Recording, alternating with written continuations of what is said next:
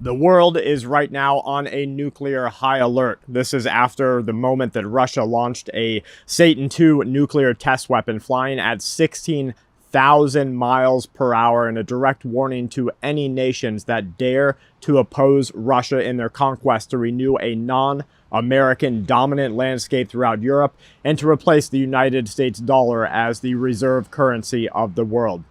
According to these new reports, the missile, which is called the Satan missile, is capable of firing up to 12 nuclear warheads at once and is reported to be able to destroy the American LGM-30 Minuteman III missiles before they ever leave their silos.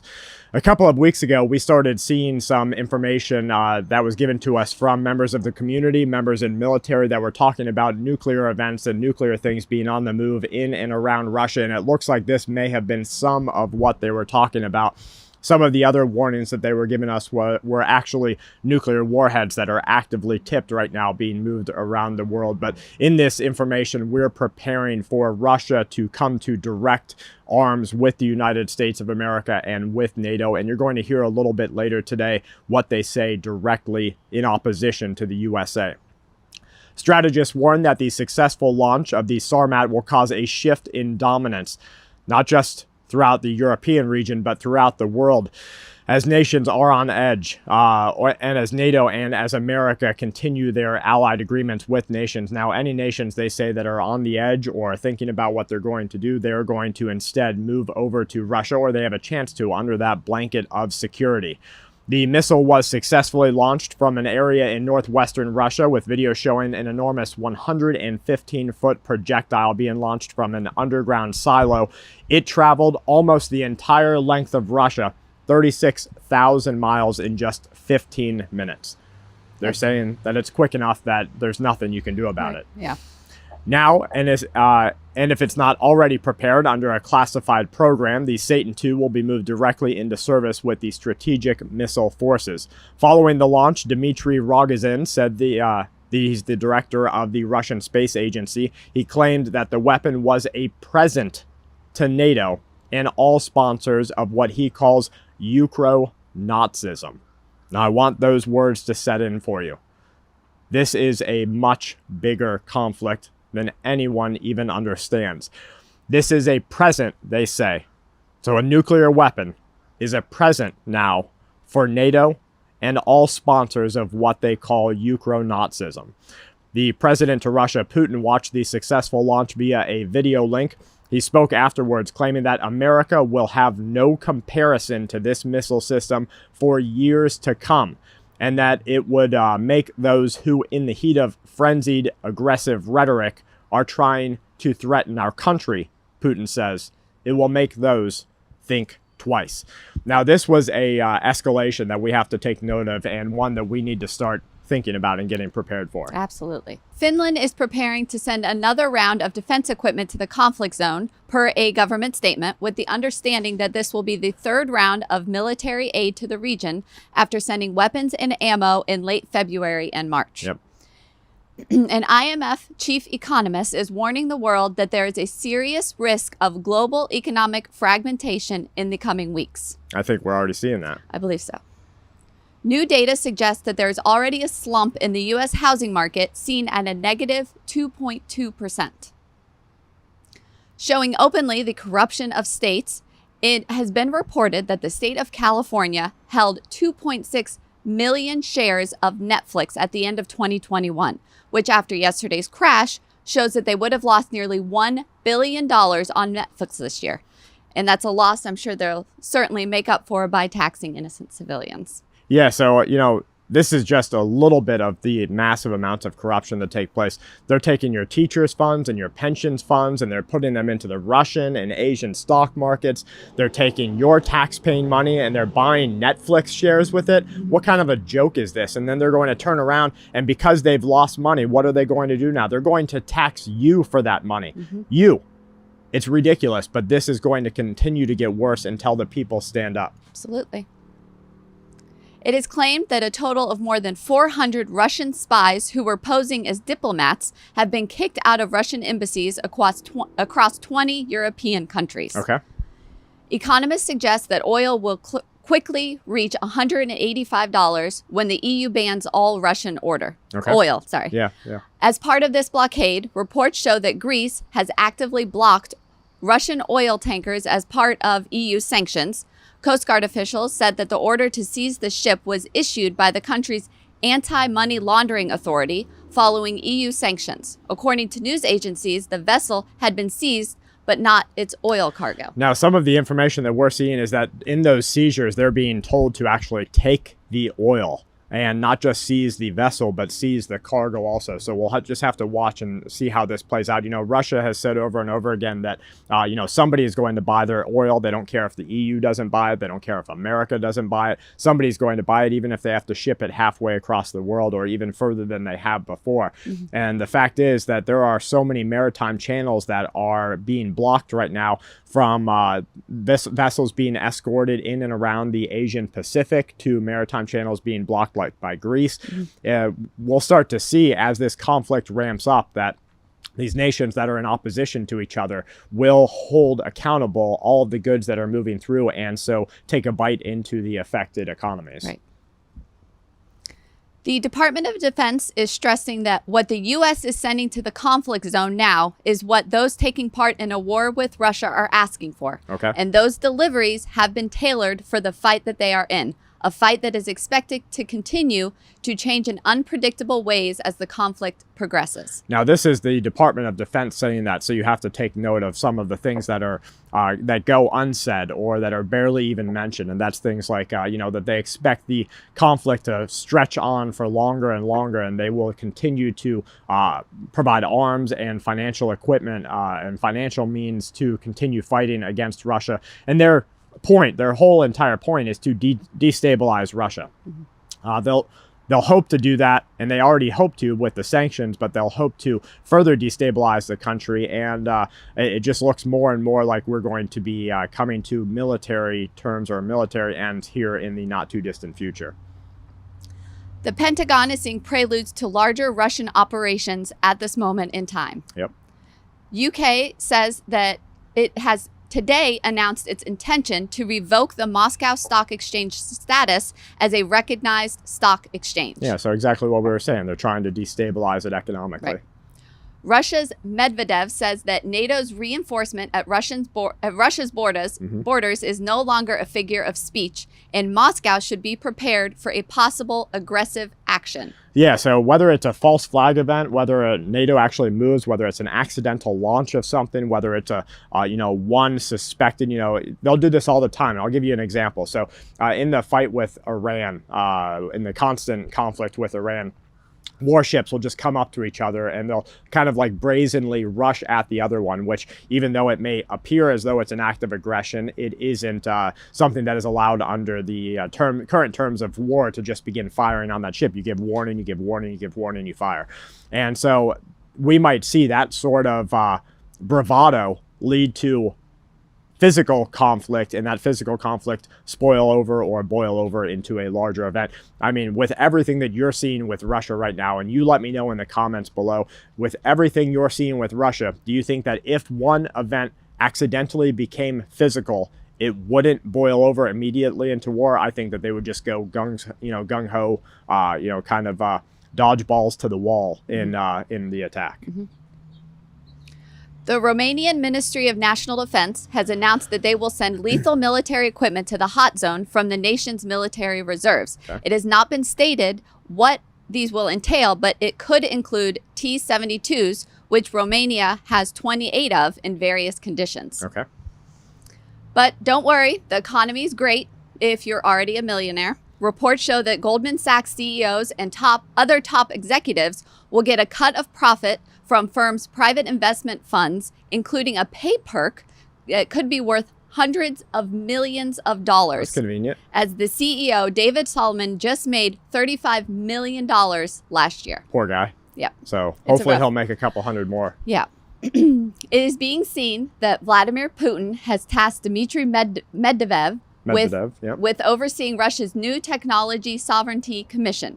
The commission will be tasked with detaching Russia from the global internet and creating an independent, quote-unquote, Russian internet, another step toward totalitarianism. So they say. The Norwegian Ministry of Defense has announced today that they will donate almost their entire stock of 100 French-designed Mistral maritime surface-to-air missile systems to Russian border region. The systems have reportedly already left Norway on the way to the area. Okay. Yeah, we have to watch for that because, like we've said over and over again, as these countries provide the targeting equipment, as they provide the weapons, as they provide the money, as they provide the bullets, as they provide the guns, as they provide everything except actually pulling that trigger, but yet they're training the people to pull the trigger, who's really at war here? And so unlike Syria, where it was Russia backing the Syrians, the United States backing the anti-Syrian rebels, unlike that entire debacle where that proxy war was truly one nation that was being fed from both sides by other nations, this is Russia acting directly against the United States of America, or excuse me, against one nation, and the U.S. backing that nation, effectively fighting Russia right on their border. It's totally different than the Syrian civil war and the proxy war there. So, this is a whole different conflict and one that threatens the entire world with military distress here in the next couple of months. Lithuania bans public display of Russian Z symbol. The Lithuanian parliament also voted to ban the black and orange ribbon of St. George and other symbols expressing support for Russia's war. Okay.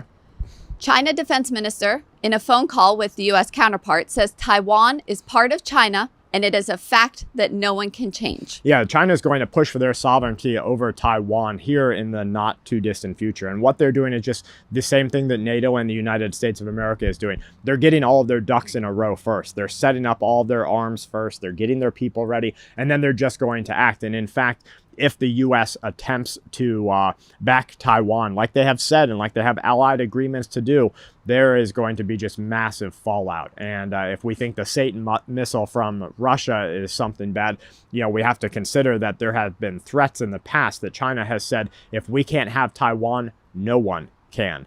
And so imagine if China was to nuke Taiwan just for the purpose of it being unlivable and unsupportable for the Western nations that are occupying it. Mi-17 helicopters supplied to the region by the United States are going to be used to attack territory of the Russian Federation, according to the Russian Foreign Ministry. Again, they're warning that America's supplying the weapons, America's supplying this. America is going to be the enemy in this war, and it's just a matter of time until the missiles and the guns are pointed in a different direction. The German chancellor is claiming that Germany will all continue to finance the war militarily and financially. Okay. And finally, Egypt is on high alert after petition calling on Sisi to stand down. Yeah, we're seeing the spring, summer of unrest, the summer of violence kind of come into play in all our countries across the world that are suffering. And so we're going to see Turkish unrest. We're going to see Egyptian unrest. We are already seeing European unrest. Look at the Swedish protests that are happening right now. I mean, the things that are happening there should set your hackles, on edge, because you should be ready for those types of events to happen here in the United States of America. We have a couple of viewer questions that I want to get to today. One is from Sunshine719. What would you guys suggest for a family of 3? Apartment living. Not a lot of storage, no yard or private porch. We live paycheck to paycheck. However, we have some cash set aside that we can use to prep, anywhere between $500 to $1,000 if needed. What all would you buy? We have nothing prepped. What's most important, and what foods stay good for a long time besides rice and cereal?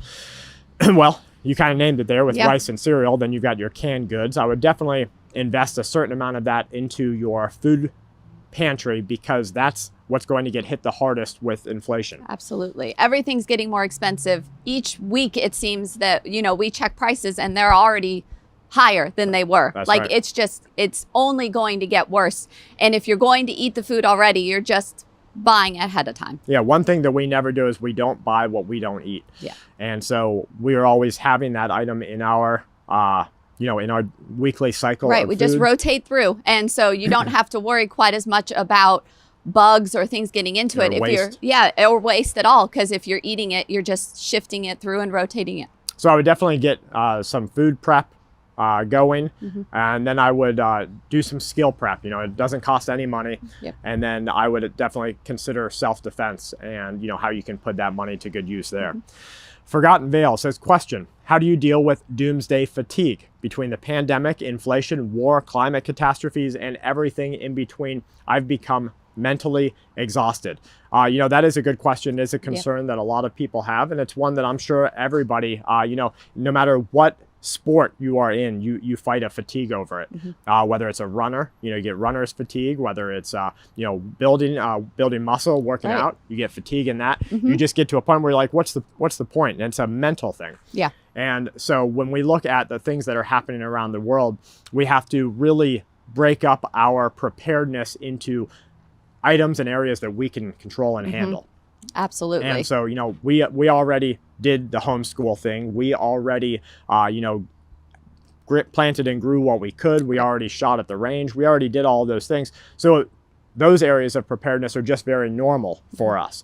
There's areas that are not normal and that take extra considerations. And those are the ones that tend to fatigue you the most.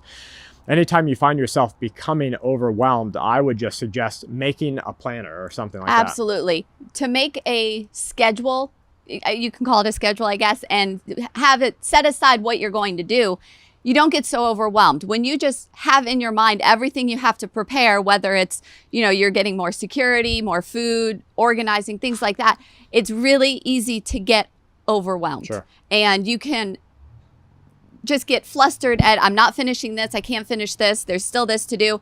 But if you set aside a to-do list, basically, get that done and then put it away. I think also if you have events that are trigger events that will enact certain parts of your plan, you kind of don't have to worry about it anymore. Okay, so like if you've done all that you think you can do reasonably or with your financial situation for a nuclear disaster, not ground zero or where you're at, but just somewhere across the world, and you say, okay, I bought my pectin, I've got some KI, I have a nuclear alert device, like the keychain device we talked about, and you go, okay, I'm pretty well done. I've looked at the concrete shelters in my area, I've done all that I can do, and then your trigger is a nuclear event happens. You can put that away, and that's not even in your mind anymore. You have a firearm, you have ammunition, you go to self-defense training, you go to the range, you are prepared for social unrest to happen, you mark down the trigger, violent protests across the country, you put that away, okay, that's done. Right. And yes, firearms training is a depreciable right. skill. Yeah, you have to keep on top of it. But then it becomes just something you do. Right. Yeah. So do those triggers, and then you'll be able to, set that aside and kind of get that out of your head so that we still realize the events that are happening. You still watch the world because otherwise you won't know if that trigger happened. But we can kind of say, okay, I've prepped for that. Right. Tracy Anderson, question, how could I travel for 3 states if there's no gas at 51 years old to get to my daughter and grandbabies? I live in Montana and she lives in Oregon. My biggest fear is war breaks out and we are apart.